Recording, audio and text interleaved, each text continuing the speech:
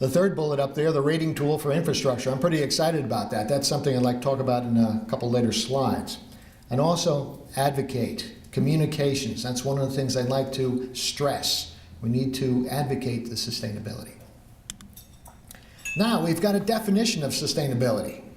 As you can see, 2 paragraphs, little small font, very densely packed.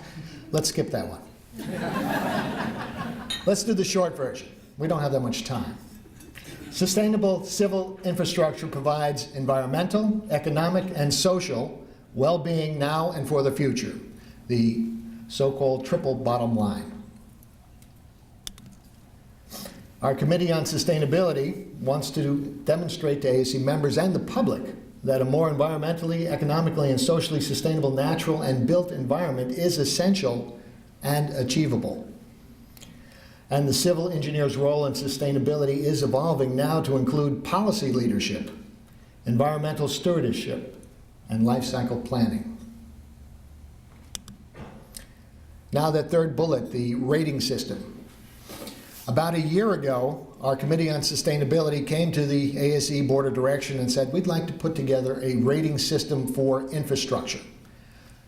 We know there's a LEED system for inhabited buildings, and we don't really want to touch that, but there are a number of groups, a number of different agencies trying to put together individual rating systems or certification systems for various pieces of infrastructure. And at last count, I think it was 700 or 800 of these different things floating around. What we're trying to do right now, what they wanted to do, was put together one rating system, a matrix-based one, that would cover all infrastructure except inhabitable buildings. The Board of Direction said, great, how fast can you do it? They're really excited about it. They put forth money, time, staff time, volunteer time, and the committee went back, and we're not starting from scratch. There's actually a similar system like that in Great Britain called CEQAL. And we actually have some of the original developers working with us as consultants. And so now a year later, at the Board of Direction meeting that we had in Las Vegas, they came and they actually have version 1.0 completed.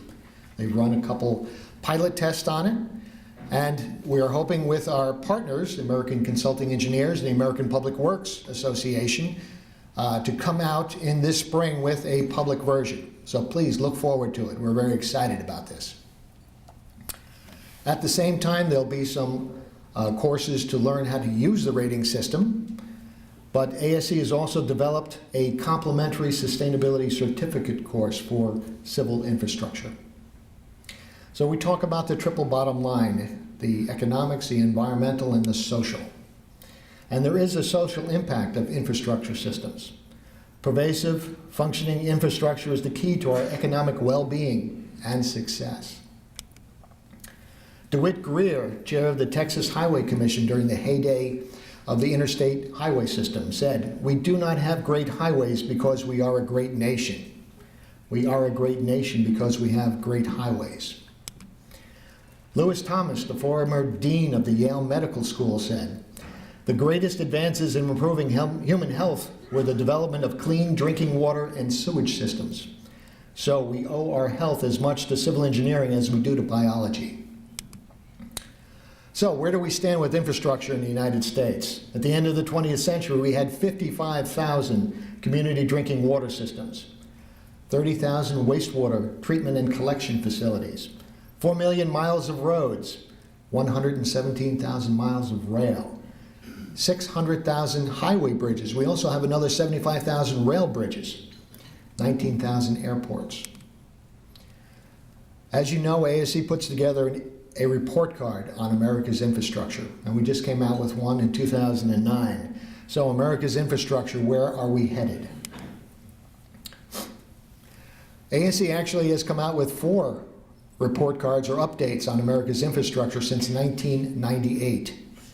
But we didn't actually start the report card. It was actually started in 1988 on a congressionally commissioned committee in the Reagan administration. They came out with a report, Fragile Foundations, a report on public works. And in that very first report card, America's infrastructure garnered a grade of C. Now, the collapse of the I-35W bridge in Minneapolis provided a wake-up call to the American public about the condition of America's infrastructure.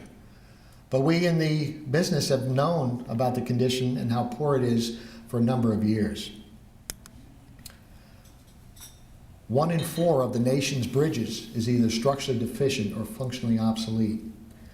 Here's an extreme example of a bridge in Cleveland, Ohio. But aging and overburdened infrastructure is not limited to bridges. One of our systems, it's unseen most of the time, but it's our water system and sewage system. This is a picture in the Washington, D.C. area. A 66-inch water main burst on the River Road. It's a beltway around Washington, D.C. They actually had to rescue 3 people by helicopter and another 6 by boat. This rupture caused a 1-week delay, a closure of a major commuter route in Washington, D.C.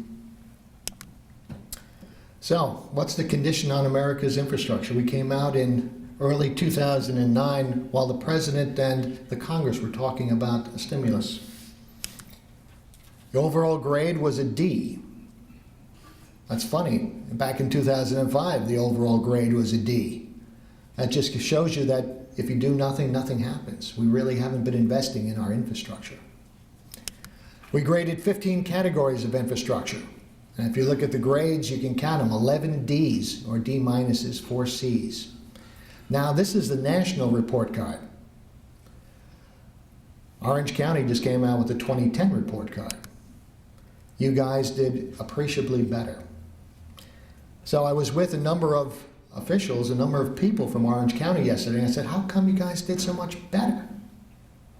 And they said, we have a Measure M. So I said, what is that?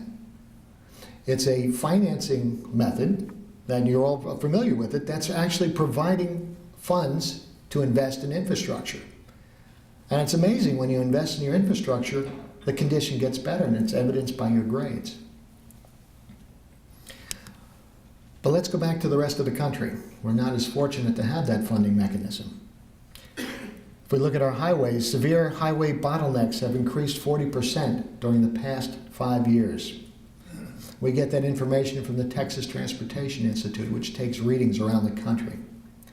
Americans actually spend 4.2 billion hours per year stuck in traffic at a cost of over $79 billion in wasted time and fuel. If you divide that by motorists, it comes out to about $700 a motorist per year. I bet you each one of them would love to invest it in infrastructure so they wouldn't have to waste their time or their fuel or sit idling, polluting. Leaking pipes lose an estimated 7 billion gallons of clean, treated drinking water each day. An estimated 10 billion gallons of untreated wastewater are discharged each year from aging systems. There's over 85,000 dams in the United States, and the average age is just over 52 years old. But there's one category of dams that's called high-hazard dams, and those are dams that, if they fail, there's a chance of loss of life. And there's over 1,800 deficient high-hazard dams in the United States. The U.S. has an estimated 100,000 miles of levees, and 85% of those are locally owned. Now, you should be scared. Those locally owned levees were originally built to protect cropland, to protect farms. They're now protecting homes and businesses. The Corps of Engineers estimates that 9% of federally inspected levees are expected to fail in a flood event. Of the 257 locks on the U.S. inland waterway system, 30 were built in the 1800s. Another 92 are over 60 years old. In 2006, 47% of all locks maintained by the Corps were classified as functionally obsolete. And if we do nothing by 2020, that number will rise to 80%. At the current funding levels, the Corps can only perform 2 or 3 lock projects each year. The average age in our country of a bridge is 44 years old. According to the U.S. Department of Transportation, 27% of our bridges, highway bridges, are structurally deficient or functionally obsolete. We currently spend about $10.5 billion a year on our bridges to maintain them. It's estimated that $17 billion should be spent each year to properly bring our bridges up to an acceptable condition.